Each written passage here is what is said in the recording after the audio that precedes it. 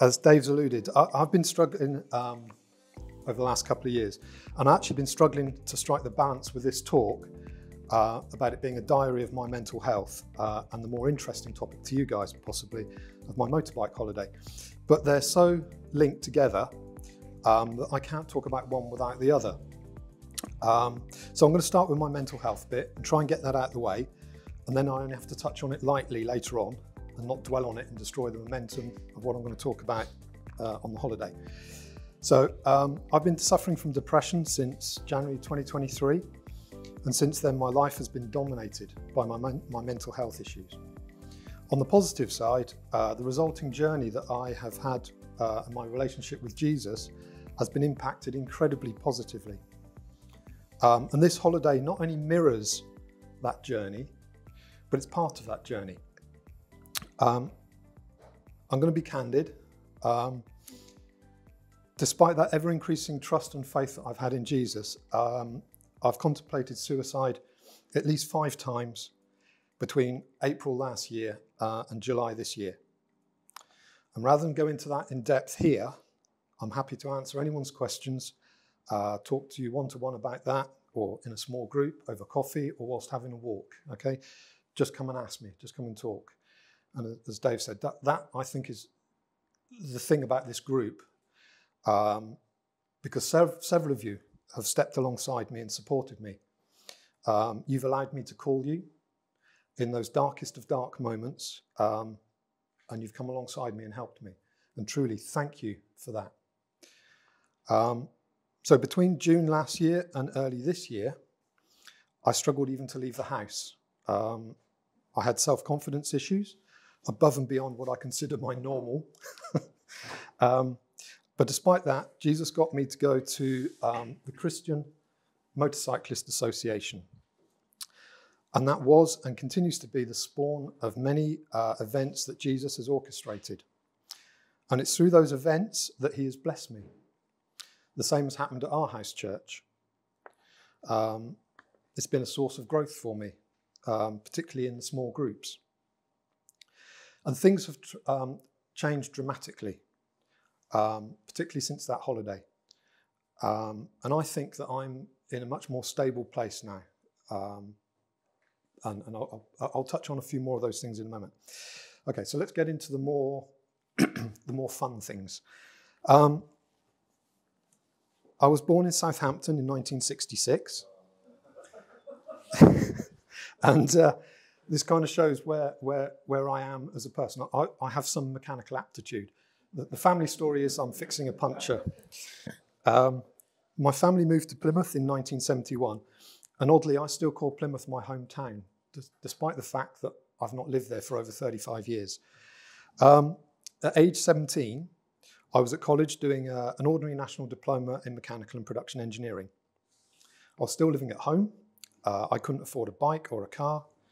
I used to cycle to school. I used to cycle then on to college. And if you know Plymouth, it's got lots of hills, so it was actually a bit of a trek. But as I was approaching my 17th birthday, or the year of my 17th birthday, I can't remember quite which one, my dad went and bought himself a second bike so that I could go and learn to ride a bike using his 100cc commuter. So this is me on my very first day of motorcycling. What I really want to touch on is the safety gear. That's a cheap 80s snorkel coat, one of the ones that used to zip up and have the fur around the edge. That used to be my daily coat that I used to wear to school. It used to let the rain in after 10 minutes, and on a motorbike, it was next to useless. The gloves are very special. They were knitted by either my nan or my aunt, I can't remember which.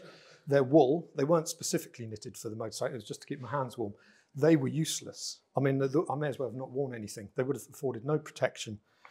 And the crash helmet, again, it was a hand-me-down from someone, I can't remember who. It was so big, if I didn't do the strap up, I could actually rotate it around my head. And even with the strap done up, if I looked over my shoulder to do my safety check, the helmet would stay in place and my head would rotate inside. So now, safety gear's come on a long way. These jeans I'm wearing today are specifically made for motorcyclists. I'm going to have to read this word out. They contain some fibres that are ultra-high molecular weight polyethylene. And that, yeah, right, you all know what that is. Well, the fibres in here are also used in ballistic protection clothing, including the space suits that NASA use for spacewalks. So it's an incredibly tough material. I have fallen off in jeans, just standard cotton jeans, and they literally evaporate as you go up the road. These things don't. So they're incredibly strong. Inside, in the knees and in the hips, there is this stuff, which is 3D printed impact protection. I've been told it's like a non-Newtonian fluid. In other words, the harder you hit it, the harder it gets. So that sits in your hips. So that I've never had to use that in particular. I have fallen off on my hip, and again, let's gloss over that. So yeah, safety equipment's come a long way.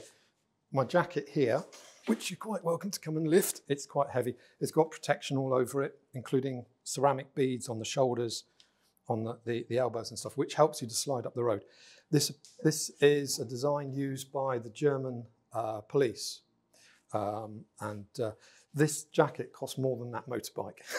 And that's even inflation adjusted. So yeah, stuff's come a long way, but it costs a lot more. Right, getting the motorbike gave me freedom. It got me out of the house. Whereas I used to cycle to places, I couldn't go that far. When I got the bike with people from college that had bikes as well, we used to go up onto Dartmoor, we used to go into Cornwall, down into the beaches. And I think that's where Wanderlust? Where I just got into the habit of going to places on my motorbike and enjoying the journey as well as whatever it was I was going for. And I've had several bikes since then, but this one is my current bike. Now this is a BMW press for photograph because I had to put the bike in good light to start with, and I haven't got anything as glossy as this. So this is a BMW. It's a 1.2 litre, it's twin cylinder, and it produces 100 horsepower at the back wheel. It's labelled as a sports tourer, which means that it doesn't excel at either, but it's better at touring than a sports bike, and it's better at being sporty than a touring bike. What really matters to me is that I found it comfortable to ride for many miles and many hours at a time. And I used this bike to go around Europe this summer, and I covered 3,690 miles, visited 7 countries in 14 days of riding. So that's an average of 280 miles a day. But a couple of those days, I'll get on to I was riding in a group, but a couple of those days we covered 120 miles, 180 miles. So the average, to get the average up that high, I was doing on my own much longer distances. My longest day was around 430 miles, and it took me about 9 hours. Again, we can touch on that later on. Now there are many hours, so I hope you've got plenty of time today, because the stories I've got to tell could go on and on. I'm going to try and cut them down. Now, the main reason for this trip was to attend a rally. This is the European Motorcyclists for Christ annual rally, which was being held in, excuse the pronunciation, Stadtmühl, something like that, over in East Germany. Now, the EMC, I'm going to read their press release for this. The EMC is an event where motorcyclists gather to celebrate Jesus, worship, and have a good time with bikes and Bibles. It's basically like new wine, if those of you know new wine. On a much smaller scale, though. Now, I was invited to go to this rally by a guy called Cobus, whom I met at that very first CMA meeting that I went to. And he's become a good friend. So what's the CMA? We had a slide up earlier. So again, from their press release, they're a worldwide organisation that has the objective to reach the world one heart at a time, bringing the gospel of Jesus to motorcyclists worldwide. So predominantly or typically, Instead, if I weren't here today, I would be with them and we'd have ridden to somewhere in Wiltshire to a bike cafe that they know of. And most of the guys have got a big white cross on the back of their leathers or on their denim cutoff. And they'll just sit down and have coffee, tea, whatever is there. And if people come up and talk to them, they'll share their story, their testimony. And I've gone with them a couple of times. I'm out of my comfort zone when I do that, but I think that's something that, it's something I've been called to do and something I do. And I referenced earlier about leaving the house, and it was whilst I was in that headspace that Cobus said, would you like to go to this EMC rally? And at that point, I really wasn't sure. I didn't think I was going to be able to cope with it from a mental health point of view. But instead of saying no, which would have been the previous incarnation of me, I asked that he kept me in the loop. And as 2024 came round, let's put it back on the map, it's more interesting than that logo. As 2024 came around and I continued to battle with my mental health, part of that fight had me riding my bike further afield to get out of the house. And at Easter, I took a solo trip around Wales, and that showed me that I could go and do that without suffering the anxieties and just the stuff that kept me in the house. And I think, well, I know that Jesus did that for me. That enabled me to go out and do that. It got me out of the house, got me involved in things that I love to do again. So at that point, when I got back, I said to Cobus, yeah, I'd love to come along to the EMC with you. So I booked the time off work, I booked the Channel Tunnel, the train, and all the time I was trying to ignore those mental health doubts that were going on in my head. So come July, I'm heading into Europe, and I'm taking my motorbike in there. So this is, you don't know, see why I put the glossy photograph up first. So this is actually on that trip. This is in a village somewhere in France. I'm going to reference this building, this open-sided building later on, maybe, I don't know. Take a closer look at the bike. So I was going to go through some of the things I take with me. So on the back, we've got these grey silver boxes. There's one either side, that's my panniers. In there, I've got my clothing for the evening, spare clothing for on the bike, jumpers, that kind of stuff, my toiletries, my Bible study notes, and a pillow, various other things. Again, I'll show you a picture of that in a minute. It's not that interesting. On the back, so up here, is all my camping stuff. So my tent, sleeping bag, sleeping pad, that kind of stuff. Whilst on the holiday, we only actually used that at the rally. We stayed in houses on the way there.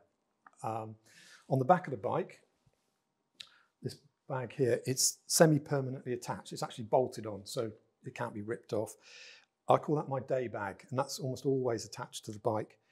And in there, I keep my food that I eat whilst I'm riding, which typically is bananas, dates, dried fruit, nuts, that kind of stuff. I keep a water bottle with a filter in it, and that's the reference to that other building. So I filled this up from that building, which was a public well. I think that's what it is. This has got a filter in it, which allows me, it says you can drink ditch water. I've never gone to that level, but the filter apparently filters out all the nasties. I've not got ill. Typically, I'll fill up from a tap, but I also have 2 litres of water in a bottle in the back there, so I can top that up. And actually, on the trip, it got so hot as we went through Germany, it got up to over 36 degrees centigrade. I was using the water in that thing to pour down the front of my jacket, and I literally was soaking myself so that as I was riding, it was like cheap air conditioning. And it worked. When I first did it, the people I was riding with just looked at me and went, "You're strange." At the next stop, 2 of them did exactly the same thing. So yeah, that's what I keep in the back bag. In the back bag is tools, first aid kit, a spare set of brake pads, and a puncture repair kit. On the front of the bike, there is you won't be able to see it, but there's a sat nav, and it's specifically designed for bikes and for touring. And I can load up the routes, and I'll come on to that in a minute. But equally, that sat nav through Bluetooth, I can connect it to my crash helmet. so I can hear the instructions. I also can listen to music from a phone in my tank bag. And I only tend to use that when I'm on the boring motorways. So that brings us to the tank bag, which is this thing here, which sits in front of me as I'm riding. That's got all my really important stuff in it. So my phone, wallet, passport, all the documentation I need. I've also wired in a USB charger so that I can charge the phones and various other things. I've also got a power bank in there because the crash helmet needs to be charged overnight, and I don't know if there'll be power where I'm stopping, so I just plug it into the power bank. So the bike provides me the power to do that as well. Also in the tank bag, I hold some other stuff. I've got some more stuff to show. So in the top of the tank bag, there's what's called a map pocket, a clear pocket. And this is where I get a bit nerdy. I tend to plan my journeys quite tightly. So the bike's got a range of about 200 miles, which is about 54 miles to the gallon I get out of it in the UK.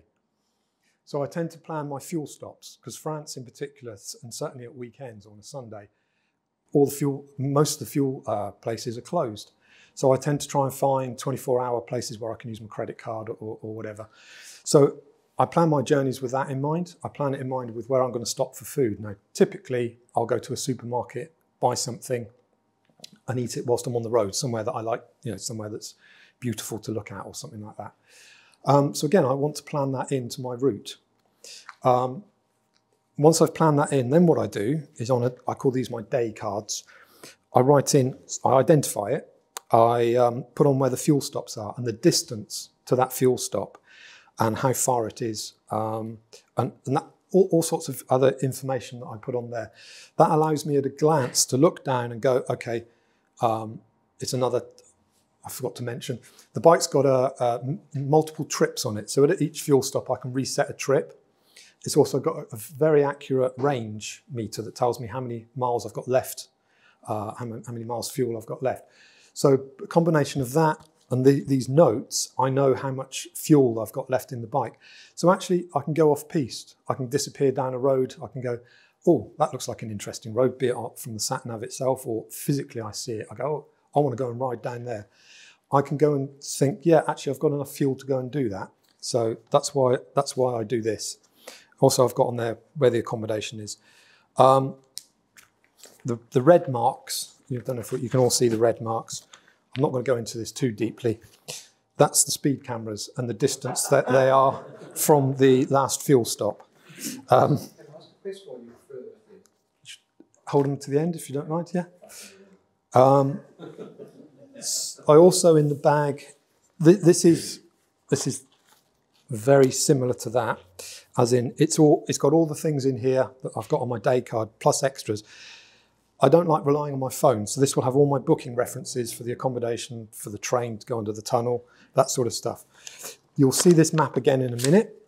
I put in a map of the day, and I then use it. I can use it as a journal, and I've got notes on there. The thing is, having planned this, I can't keep all 14 days in my head. I can't remember exactly what it is or why I've chosen to go somewhere, so I document it in here, and it gives me an idea of what's going to be going on. I also have a map of the local area of where I'm staying. And on here, I mark the supermarkets, actually where I'm staying, the fast food joints if necessary, and their opening and closing times. So I can be free to come and go as I please. Yeah, I'll leave that one for the moment.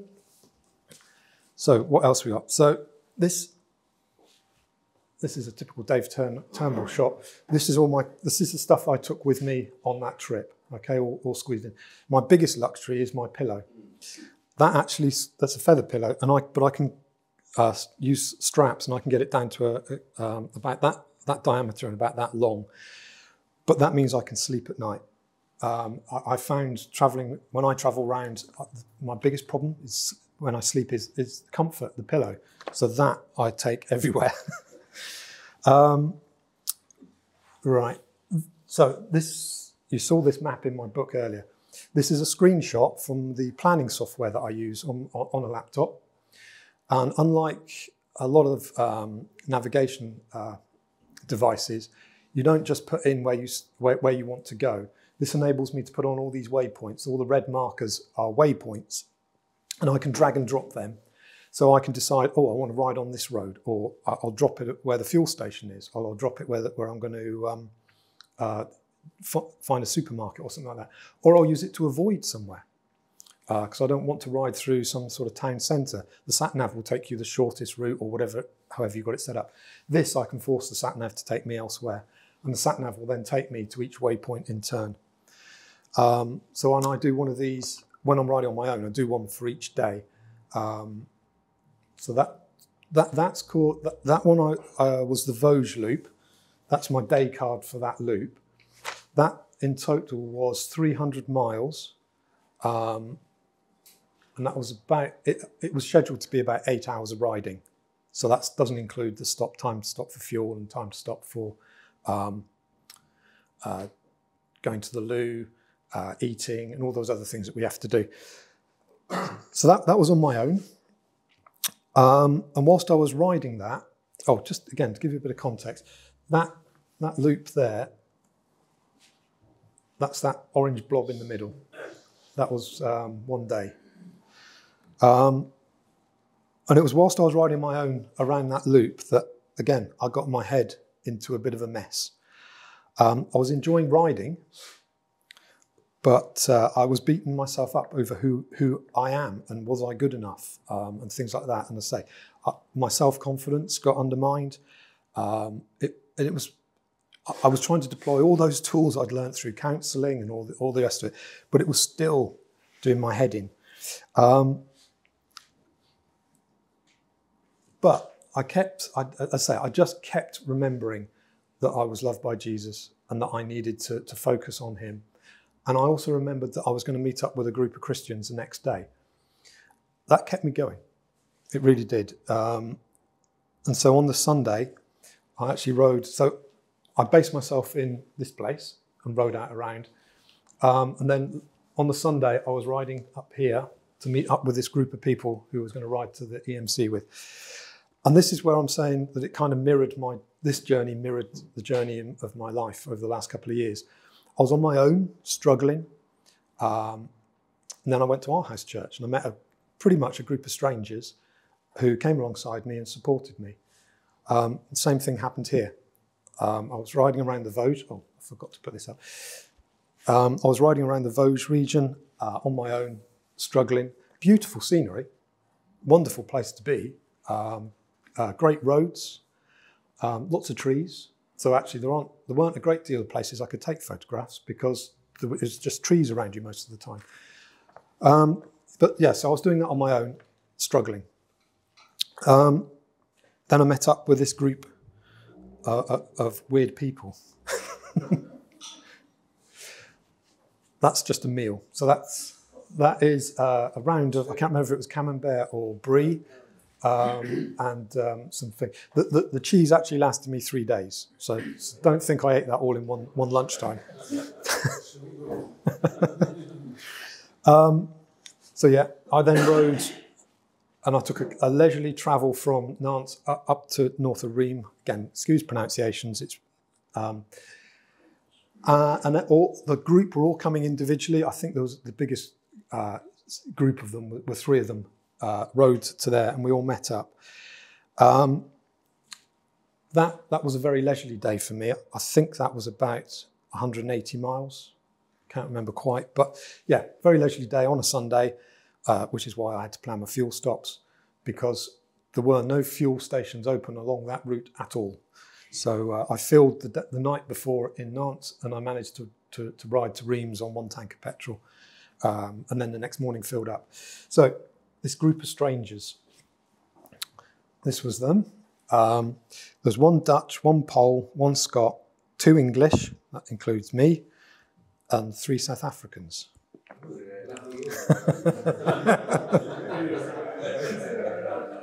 Yeah.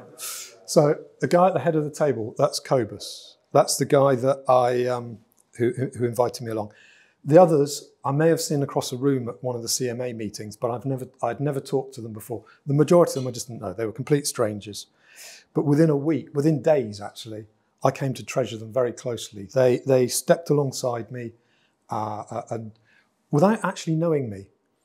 They'd all met up before. They'd done this similar trips for the past 3 years, going to various different European countries for the same rally. But so they knew each other. They had a dynamic within themselves. That first night, the weight of the problems I was having with myself just disappeared. They just included me immediately. They just invited me in. Their humour, I was able to joke with them. Often that can be quite difficult with a group that's got a set of in-jokes. You feel like an outsider. They just included me, and I felt brilliant. This lady, Evie on the end here, her sense of humour was unbelievably sarcastic, but she had me laughing in tears most days. She was so wicked with her sense of humour. It was brilliant, exactly what I needed to do. Right, so I'm going to talk about riding in a group, the technicality of riding in a group. And this is where I'm going to touch on leadership, which is that interesting connection.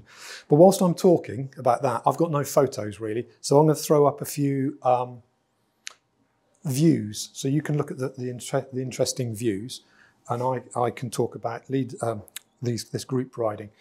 So actually where we rode as a group was from Rheims out through, and that was 3.5 days of riding. And we went through, so France into Germany. This is the Czech Republic, the border of the Czech Republic. So we rode through the Czech Republic and then back out into Germany.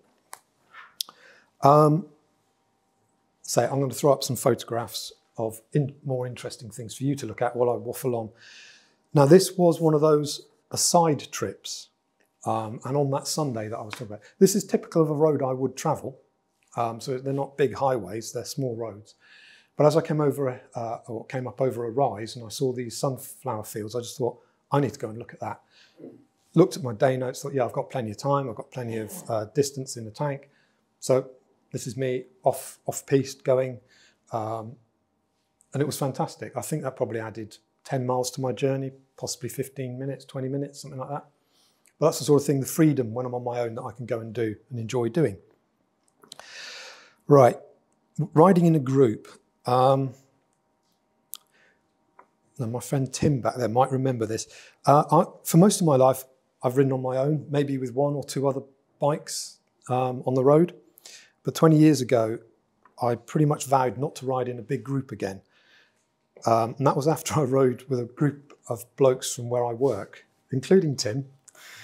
It was a nightmare. It was a complete free-for-all. There were people who wanted to prove how fast they could ride their sports bikes. There were people who wanted to demonstrate how annoyed they were at the traffic. I didn't get that. There was no thought given to the capabilities of others in the group who were perhaps a little less confident at riding. It really was not pleasant to do. I did go out again later with a slightly different set of people from and Tim, and that was slightly better. It was a slightly smaller group, slightly more mature, but even so, it was a little bit uncomfortable. So I've always avoided riding in groups. And I mentioned this to Cobus before we went, and he said it would be very different. And it was, and it wasn't something I'd ever experienced before and not actually looked into or understood. And we followed one of the ways that the CMA suggests that a group rides. And this isn't just a Christian biker thing. I believe it comes from the secular world. But I think there's an interesting parallel to Christian living. And that is that there has to be one leader. And the rest of the group have to accept that leader and be willing to trust and follow them. And I'll cover some more of the leader responsibilities in a minute. Now, Cobus didn't actually get me to sign a bit of paper, but when he was talking to me about it, he said, do you think that you could accept me or follow me as a leader on the road? Now, I know him to be a guy of huge integrity and faith and very trustworthy. So I said, yeah, I'm sure I can do that. I don't know whether he'd had the same conversation with the others, but that struck me. I thought, yeah, that's interesting that I have to commit to that. Right, so most of the time we were riding in a group, we rode in what we call a stagger. And you ride a second behind the rider in front, but because you're staggered across the lanes, you're actually riding 2 seconds behind the person directly, physically in front of you. And the idea is that you maintain your position in the lane, regardless of left, rights, ups, downs, or whatever, and as long as the road is wide enough. If it becomes narrower, you go into a single file. But the rules, I don't know, the guidelines, are that you stay behind the leader and you stay in front of the tail and you try and maintain your position as best you can. One of what they said to me was, the key thing is your own safety. You are responsible for your own safety. Don't look to anybody else for your safety. You look out for your own safety. So anything you do, make sure it's safe for you to do that. But almost secondary is, but keep an eye out on those around you. Make sure that you don't impact them too much. So one of the things I noticed, the person in front of me, as we would go into a bend, they would often actually take up my side of the road as we would come into a bend. They'd come out wide, go through the bend, go back to their side of the road, and then come back out, and then re-establish their position. That kind of was taking my space. Didn't bother me. I've ridden, the people I have ridden with, we always ride quite close. So I just backed off as we would approach a corner and think, yeah, that's fine. My way of riding around a corner is to try and carry my momentum through it and try and not use my brakes. That might sound very odd, but you can close the throttle to back off a little bit and then try and take your speed through the corner on a neutral throttle, which basically means you open the throttle, but not very much. I did that the first few corners we went through, and I was almost overtaking the person in front of me. So I thought, I'm going to have to change my riding style here.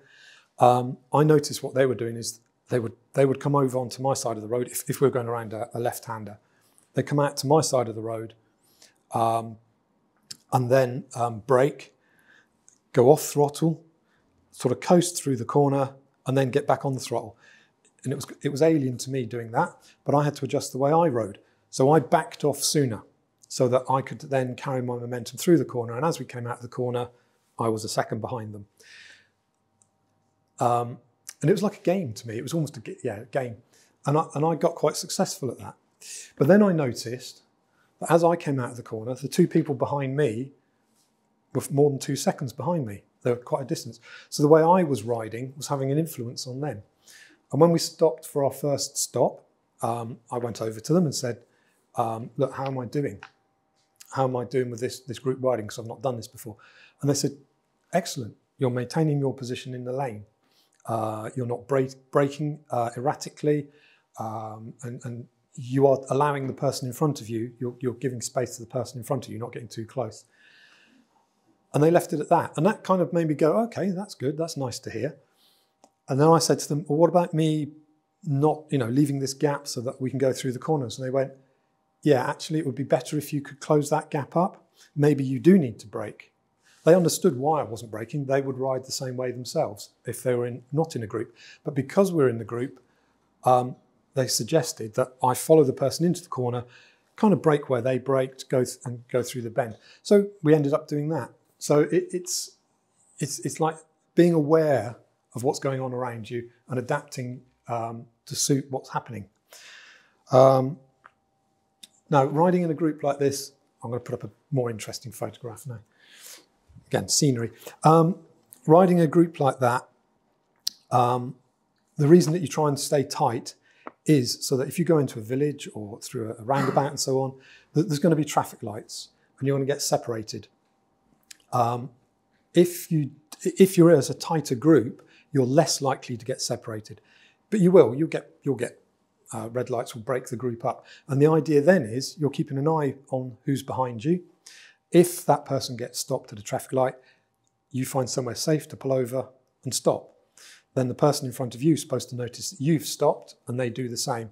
And if the leader hasn't noticed that the group has split up because of the way the road's gone or whatever, eventually it gets up the line and everybody's stopped on the sides of the road. If that time and it's up to the leader how long he wants to wait. But you hold position, you stay where you are. If the leader thinks it's too long, they will get up, they will turn around and come back down the line and find out what the problem is. But they'll wait a couple of minutes because predominantly that's how long a traffic light will take. As it cycles, the other two, for me it was other two people behind me, they would come out and I would try and blend in front of them. And you do the same and pick up people in front of you and you end up back in that stagger. Most of the time that worked. But it does mean that as a group you tend to travel a lot slower and you don't make as much progress as you do as an individual. And again, I thought that was going to really bug me because I do like making progress. But no, I actually really relaxed into it and it gave me the chance to observe what other people were doing. And one of the big things I observed was what the leader was doing and how the leader led the group. And again, I will come on to that. It was also very relaxing. I found I had lots of spare brain space. I've done a whole bunch of advanced riding tuition. I've never actually taken an advanced driving test, but done lots of tuition. This was different again. It was great to see people, and I tried to learn something from other people and how they were riding, and I learned a lot from watching Cobus ride. Right. Accommodation. Now, Dave often will talk about toilet, so I thought I'd best put something in about that. So this was a genuine toilet in one of the accommodation we stayed in Germany. It's fully functioning, but it's from many years ago apparently, and there was a bell on it which apparently you would have rung, and your servants would have come, plural, and tidied up after you. They would have got rid of the pan and done other things for you. That's what that plaque is all about on the top of the chair. Yeah, so the accommodation, it was all booked by one of the guys. They did a fantastic job. You've got to remember, we've got 8 people, 4 women, 4 men. None of us were couples. So if we were going to share rooms, the men would have to share and the ladies were going to have to share. And trying to fit in 8 people is quite a struggle because really, if there were a double bed in a room, we're not going to share the double bed. But he did a great job. And there were double beds, but there were also single beds in the room. We did have bunk beds, but there was always enough that we'd only had to use the bottom of the bunk beds, so we didn't have to pair up one over the other. On the bike itself, I wear moulded earplugs, which I plug into the crash helmet, so I can hear what what my Bluetooth is saying, but also it blocks out the wind noise. I can wear those at night. I listen to talking books if I'm not sleeping particularly well. So I can put them in if somebody's snoring and I don't hear it. So that's how I get around the snoring problem. Yeah. So the other thing that happens is towards the end of the day, and this is one of the leader's responsibilities, as we got towards the end of the day, Cobus would try and find a supermarket, and we would stop and buy food for that evening. And we would self-cater. That was one of the objectives. And I found that catering some of the best parts of the whole holiday. Just preparing food with 2 or 3 other people. You just get to talk to them, get to know them. There was good humour. We talked about the day's ride. We talked about our motorcycling history. But we talked about mental health. It wasn't just me who was suffering from it. We talked about people's faith. And I found those evenings absolutely brilliant. Almost as good as the motorcycling, and at times better. But yeah, that was something special. Those evening meals, and it was during those times we were talking, that I could hear these people talking to me and saying things about me that friends here were saying. But because they were friends here, I thought, oh, they're just saying that to make me feel better. But these people I'd only known for a few days were saying the exact same things, and I thought, that's got to mean something. They've recognised that in me as a stranger, so maybe that is true. that began to build my self-confidence. That began, and I believe that was Jesus put those people there because they didn't know me. They didn't have to say those things, but they began to build me up. And I had some really good conversations with a few people. I won't go into too much depth of that because I could speak for hours on that. And in fact, in a couple of weeks' time, I'm going to talk at the church more about the faith side of this and how some of the connections that Jesus actually created. So this is like an hour long. I've forgotten the word. Preview to that same talk. No, this is the trailer. This is an hour long trailer to a half-hour talk. Right. What else have we got? Yeah, so the leadership role. Again, I'm going to throw up some pictures in between just so that you've got something interesting to look at. One of the things I noticed when we were riding was Cobus's consistency. We would be travelling down a dual carriageway or a motorway or the autobahn, whatever we want to call it. And there was an agreed speed, which was 100 kilometres an hour, which is about 60 miles an hour. That's slower than the prevailing traffic, but it meant we were safe-ish as a group.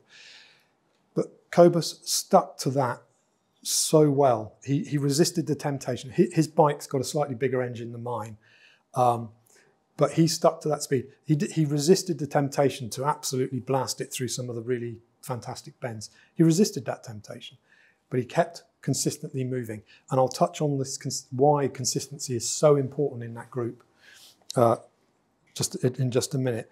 So yeah, that we were riding at that relaxed pace. I've said I was able to observe what Cobus was doing, even to the point where he would stay absolutely on his line in his lane better than I could. And I'm fairly experienced, and I found myself going, yeah, I can sit here, I can sit here. Oh no, the bike's drifting a bit, get it back. The road will influence that to some extent, but Cobus just sat there and just kept going. What other responsibilities has he got? Navigation.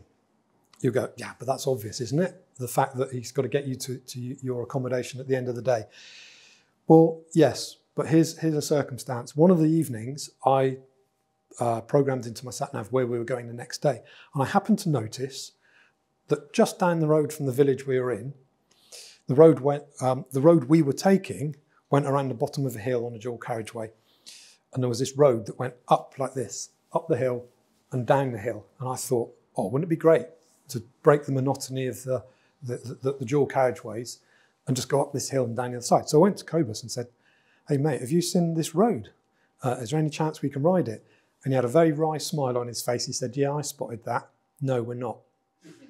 And I went, oh, why is that then? And he said, because of the competency of the group. There were some people in that group who struggled to take tight bends at a reasonable speed. I'm not on their own, they would go around the bend and they'd be fine. But with a group, you need to have a bit of momentum and a bit of pace because there's a lot of you. Now, you can't avoid those sort of situations all the time. And we indeed, later in the week, got to a place where there were 2 hairpin bends. And as we approached it, we were all slowing down. Cobus and the person in second place went through the corner. Then the couple of people who were a little less competent, or confident, probably a better word, come up to the corner. They really went slow. They were really hesitant about going into the corner. So much so that the 3 of us at the back, had to actually stop in the carriageway with our feet on the ground to wait for them to get round the corner. We hadn't anticipated they would have slowed down so much. That cheesed off the local behind us in a car. So he pulled out and started accelerating up the outside of us towards a hairpin bend. And we're like, oh, what's going to happen here? Because there's no space for them to come back in. Sure enough, a car came round the corner in the opposite direction. Car has nowhere to go. We're at a stalemate. So he forces his way into the group of bikers. That's the kind of thing that Cobus is trying to avoid. He's trying to look ahead, look at the road and go, oh, actually, that's not so good. I find that fascinating, that he had the capacity to do that whilst riding. So that's the navigation side. Some of the people had to take medication, and they had to take it at a certain point during the day, and they had to take it with food. when I plan my routes, which I've sort of shown you, yeah, I know that I'm going to get there at a certain time and how far it is, and I can usually get there, and I usually actually get there a little bit ahead of the time I planned. But in a group, the dynamic is that you might have to stop and wait 2, 3, or maybe no times. So you don't actually know when you're going to reach somewhere. So you can't plan it that far ahead. So as he's riding, Cobus is having to think, oh, we're going to have to stop for medication in X number of minutes. I better find somewhere now. Because actually, I can see the map. We're going to end up on a dual carriageway. There's going to be nowhere to stop. So he's doing this all the time in his head. He also needs to know when to stop for the bike with the least range. He needs to know to stop for the person with the smallest bladder. He needs to know when to stop for the person with the biggest caffeine addiction. And I say he needs to figure out where we're going to eat lunch. So all that's going on, and I was sat there riding along thinking, he's doing all this stuff. That's amazing. Thinking I probably couldn't do that. I don't think I could do that. Right. We then had one particular day was really, it was really long. We had somebody lost their phone, and it meant we were sat for 3 hours in a service station. The temperature was 36 degrees. We were bored, frustrated, and there was some tension in the group. As we rode on for the rest of the day, and we rode into a village, I had on my sat-nav in front of me, we were about 10 kilometres from the accommodation. It was later in, not late evening, but probably 6, 7 o'clock. And we couldn't, I was thinking, oh, Cobus must be thinking about finding a supermarket soon. There was nowhere to stop. There was nowhere was open. And we got into this village, and then he performed, instead of doing a U-turn in the road, again, he was thinking ahead, he went round a block. So he did a U-turn by going around a block, because 8 bikes trying to do a U-turn is just a nightmare. So he turned around the block, and we started exiting the village in the other direction. Somebody behind me took exception to this. They got frustrated. I must admit, I thought, what are you doing? Why are you doing this? Because the accommodation's over there, not over there. But I stayed in line.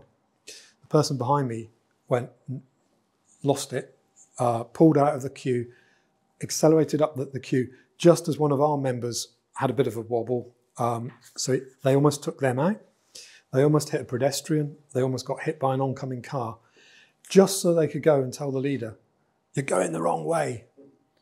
What Cobus was actually doing, he'd realised there was nowhere open. We weren't going to get any food. He'd seen a fast food place further back, a cafe rather, not a fast food place, a cafe further back at a service station. So we were heading back there.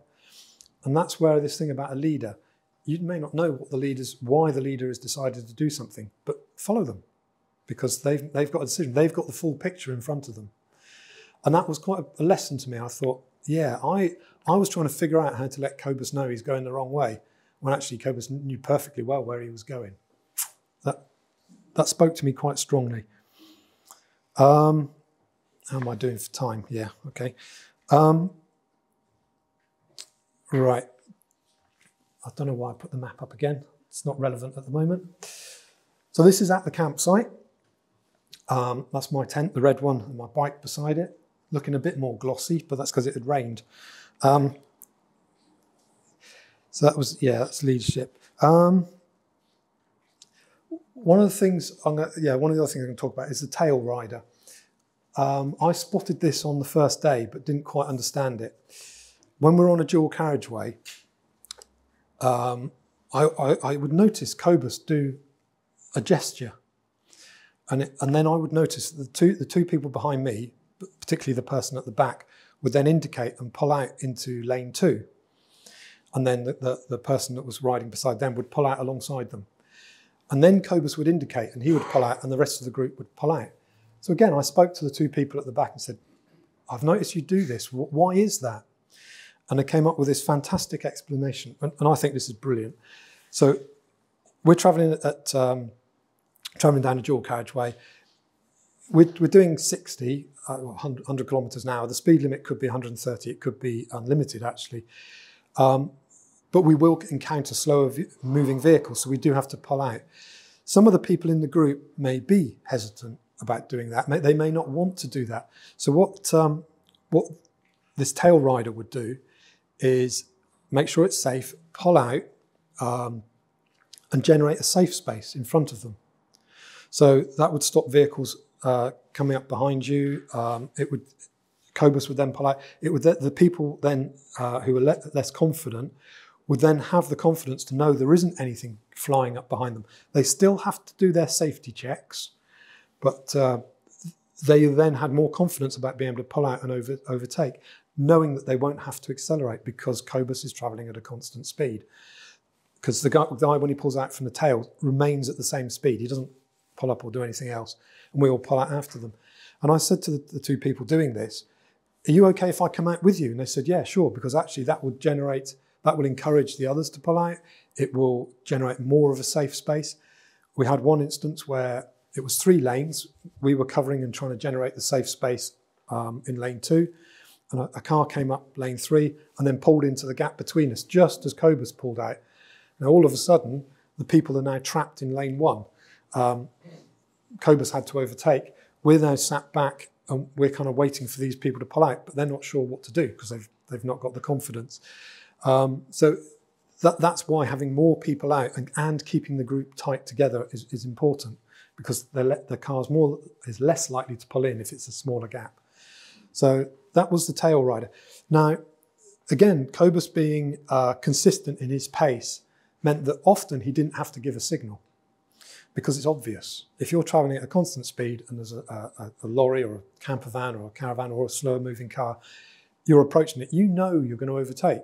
So more often than not, the tail riders would check their shoulders, pull out, generate the safe space, and Cobus would pull out. And it's almost like a ballet. These guys would pull out and then Cobus would pull out within seconds. It's not like a prolonged thing. And that's because they could predict what the leader was going to do in those circumstances. So that's riding as a tail rider. So as I've said, when I was watching Cobus do all this, I was thinking to myself, "Oh, that's fantastic. He's doing brilliantly as a leader." And I was thinking, "Oh, that's not for me though. I can't do that. I'm not good enough to be able to do that." My Bible study notes whilst I was sat in this field for a couple of days were about leadership. And I looked at it and thought, am I going to be bothered to read this? Because it's not relevant to me. I'll do it out of interest. Okay, do it out of interest. And it was fairly interesting. Then there were some circumstances. I'll put up another photograph for interest. We had a situation where somebody's bike broke down and Cobus had to stay with them. And this is after that weekend. And at the weekend, again, I'm going to talk about this at the church in a couple of weeks. God challenged me over a couple of things about surrendering some stuff. And I say my talk's going to cover that, but there's a spoiler. I did go and surrender those things, and that made a huge difference to me. I came out with my confidence just went through the roof. We're then travelling back to the UK, and say somebody's bike broke down. That evening, Cobus came up to me and said, "Would you be willing to lead the group tomorrow?" And I just went, "Yeah, sure." If you'd have asked me in the week before, no, not at all. Why could I do that? There are a number of things. One of them was that having got to speak to the group and talk to them, I knew that they trusted me. So I knew that I could, they would be willing to follow me in the same way that they were willing to follow Cobus. I also knew that I could stop at the side of the road and say to them, "I'm struggling with this. I'm not sure, do we need to do this or that?" And that they would be able to advise me. As it was, Cobus was asking me that as a fail-safe, because he actually went and spoke to somebody else who was more experienced and had led groups before, but had said before the week to Cobus that they didn't want to do it. I won't go into the details of why, but he wanted to go to them and say, "Would you be willing to lead the group tomorrow?" No pressure, because Jason's willing to do it. So that's why he came and asked me first. Apparently he knew that if he asked me, I would say yes, even though he said I knew in the week one you wouldn't have said yes. So he was intrinsic in this, helping me with this change. So it's that I didn't have to lead the group. I was actually put in the tail, and I was honoured to do that and generate this safe space for people. And the interesting thing there was that we were now riding as a slightly smaller group. The person who did take the leadership wasn't consistent in their speed. And the scariest one, although it happened a number of times, we were approaching a big hill. And at the foot of the hill were two articulated lorries.